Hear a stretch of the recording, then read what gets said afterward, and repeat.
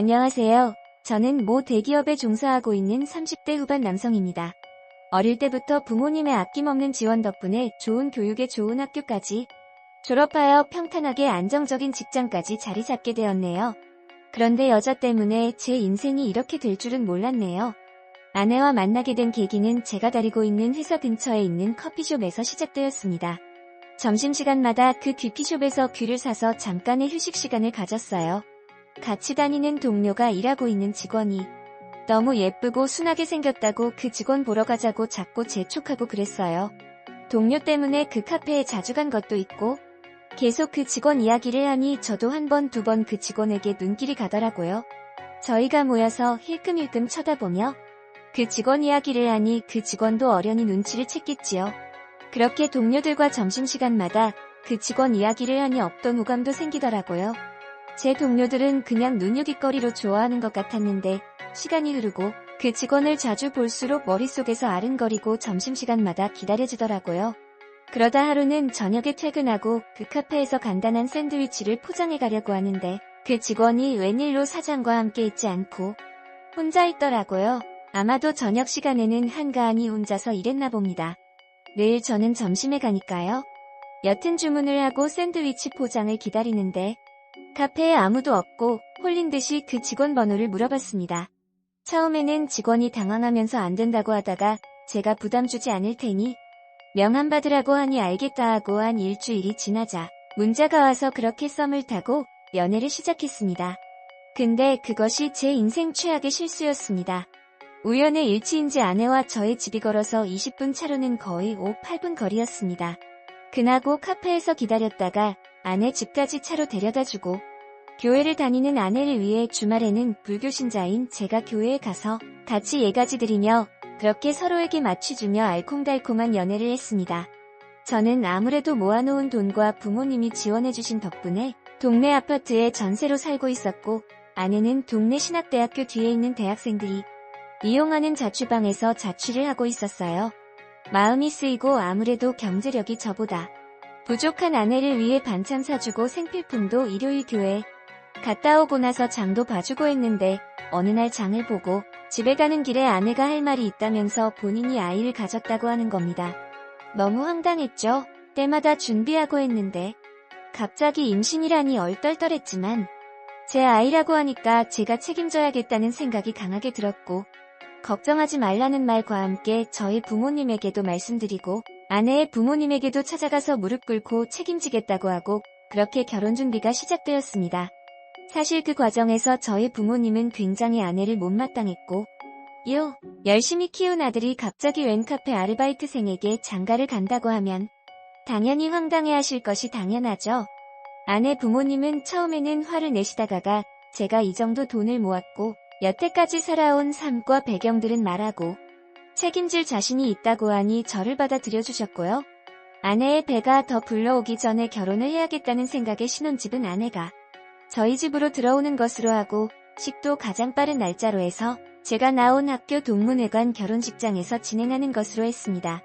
갑자기 생긴 아이 때문에 제가 아내한테 정식적으로 프로포즈도 못하고 그렇게 결혼식이 진행될까봐 서둘러 프로포즈 준비를 했습니다. 인터넷으로 산 펄이 박힌 예쁜 풍선들과 하트 모양 만들 향초 수십 개와 바닥에 뿌릴 장미꽃잎들 그리고 창문에 걸 현수막을 준비하고 이쁘게 적어내린 손편지와 반지를 준비하였습니다. 주말에 아내가 교회에 간 사이 아내 집에 들어가서 준비를 하고 아내가 교회에서 올 때 집에 숨어 있다가 깜짝 이벤트로 놀려주려고 했습니다. 아내에게 일요일날 대학교 동창들을 만나야 한다고 거짓말을 하고 혼자서 교회 갔다가 저녁에 만나서 데이트하자고 말했습니다. 마침 아내도 그날 예배드리고 같은 샘 모임 사람들과 저녁 늦게까지 새 식구 축하 모임이 있다고 해서 잘됐다고 생각했죠. 제가 파티를 준비할 시간을 벌은 거니까요. 그렇게 일요일이 되고 아내가 예배가 끝날 시간쯤에 짐을 바리바리 싸고 아내의 집으로 향했습니다. 30개짜리 풍선을 불 수 있는 헬륨통까지 들이 팔이 너무 아프더라고요. 엘리베이터도 없어서 더 힘들었네요. 그렇게 힘들게 아내 집에 도착한 후 비밀번호를 누르고 들어갔습니다. 서로의 집 비밀번호를 공유하고 있습니다. 들어가자마자 충격에 손에 든 짐 전부 던져버렸습니다. 일단 신발장에 그 남자의 구두가 있었고요. 아내가 깜짝 놀라서 오빠야, 뭐야 하는 목소리로 달려나왔습니다. 밑에만 입고 황급하게 담요 같은 것만 나오더라고요. 거실을 보디가 과자 더미에 소주에 맥주에 치킨 먹다. 남은 거에 아주 꼴이 말도 아니고 지금 더 교회 가서 늦게 온다고 하지 않았냐고 말했습니다. 지금 더 이거 누구랑 먹은 거고 이 신발냐고 하고 소리쳤죠. 아내는 나가서 이야기하자고 하고 저는 하나 있는 아내의 방으로 갔습니다. 아내가 길을 쓰고 막더라고요. 들어가지 말라고, 제발 들어가지 말라고요. 그새 그 방 안에서 문을 잠근 건지 안 열리더라고요. 화가 나서 헬륨 가스통 들고 와서 그 문고리를 쳐내렸습니다. 발로 차고 그러길 몇 번 문이 열리더라고요. 황급하게 옷 입은 남자가 방에서 나왔습니다. 어이가 없어서 얼굴을 보니 제가 일요일마다 아내 따라갔던 교회에 있었던 그 목사더라고요. 아내가 있는 교회 모임 지도 목사라고 해서 제가 몇 번 본 얼굴이었고요. 지금 귀하는 짓이냐고 고래고래 소리 지르고 목사는 오해라고 아내가 본인 집에 놀러오라고 해서 그냥 같이 집에서 기도드리고 예배하고 그런 마음으로 온 거지. 이상한 짓은 하지도 않았다고 발뺌하더라고요. 그래서 제가 말했습니다. 그럼 저기 책상 위에 있는 저 껍데기는 뭐냐? 장난하냐? 저걸 보고도 안 했다고 니네들이? 니 지금 벨트 풀어져 있고 장난하니? 니가 그러고도 목사냐? 좋게 10살은 어린 교회 예배드리는 애 집에 와서 귀하는 짓이야. 이게 하느님이 말한 거냐? 라고 말하니 그놈의 목사라는 놈은 하느님 욕보이지 말라고 어쩌고 저쩌고 하는데 참을 수가가 없어서 그냥 그놈 아구를 갈겨버렸습니다. 뚫린 입이라고 말로만 하니 제가 만만해 보였나 보죠. 그걸 시작으로 발로 차고 아내는 저를 말리고 울고불고 그놈의 목사놈은 자존심은 있는지도 저를 내리려고 발악을 하는데 참 어이가 없어서 쌍방으로다 가자 하고 몇 대 맞아줬습니다. 덩치도 작은 놈이 꼴에 자존심 부리더라고요.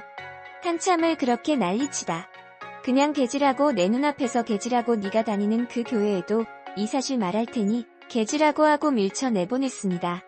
옆에서 울고불고 발악하던 아내한테 준비해온 현수막과 양초들을 싹 다 집어서 아내한테 던져버렸습니다. 더 지금 애도 내 아이 아니지?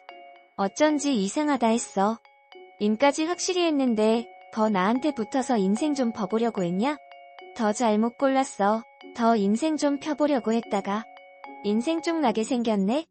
나 이게 니네 부모님한테도 싹 말할 거고 돈 없는 니한테 결혼 과정에서 들어간 위약금 너한테 싹 다 청구할 거고 네가 그렇게 열심히 다니는 교회 사람들한테도 싹 다 말해서 얼굴 못 들게 해줄게. 너는 왜 인생을 그따구로 사냐? 너는 남의 애를 내 애라고 속이고 그렇게까지 나랑 결혼을 하고 싶디? 네가 그러고도 사람이냐? 니는 짐승이야. 짐승돈에 환장한 짐승. 하긴 너 같은 애는 그렇게라도 해서 인생 피고 싶겠지 어쩌냐. 근데 네 실체를 들통나버려서 진짜 너는 구제불능의 쓰레기다라는 식으로 말하고 마지막으로 제가 가져온 물건들을 화해 모시겨 발로 차고 나왔습니다. 나와서야 손이 벌벌 떨리고 너무 심한 스트레스로 심하게 긴장했다가 화기원되어서 그런지 헛구역질도 나오더라고요. 도대체 어디서부터 잘못된 건지 감도 안 잡힐 뿐더러 평탄하게 살아온 인생에 이런 일은 처음 겪어봐서 감정이 감당이 안 되더라고요. 일요일 하루에 HLH 침대에서 꼼짝을 못하고 있다가 월요일 연차 내고 그놈의 교회에 찾아갔습니다. 집 시실, 같은 곳에 들어서 그놈 집 사실, 같은 곳에 들어가서 그놈 나오라고 하니 안 나왔다고 하더라고요. 그렇게 거기 있는 사람들, 직원분들에게 전후 사정을 싹 다 말했습니다. 교회 시람이랑 비서편하려고 하는 교회 사람이랑 바람나서 결혼하려고 하는 사람 인생 파탄냈다고 이런 놈이 목사로 있으면 교회가 제대로 돌아가겠냐고 이런 사람들 때문에 열심히 기도하고 좋은 일하는 교회 사람들이 이미지 망치는 거라고.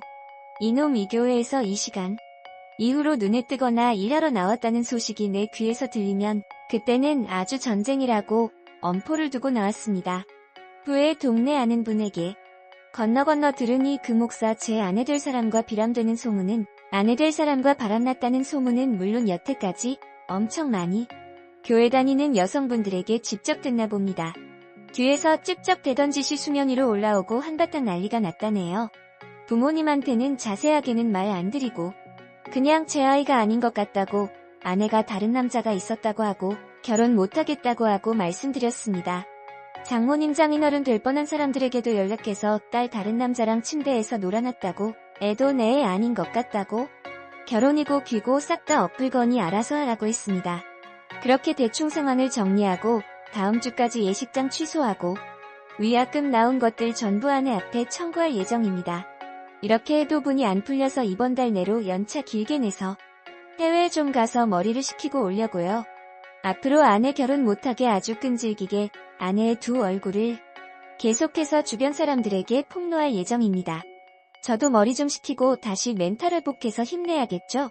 지금 생각해보니 처음부터 아내가 저와 결혼해서 알바 관두고 제 돈으로 먹고 사려고는 목적으로 저를 만났나 싶네요. 참 씁쓸합니다.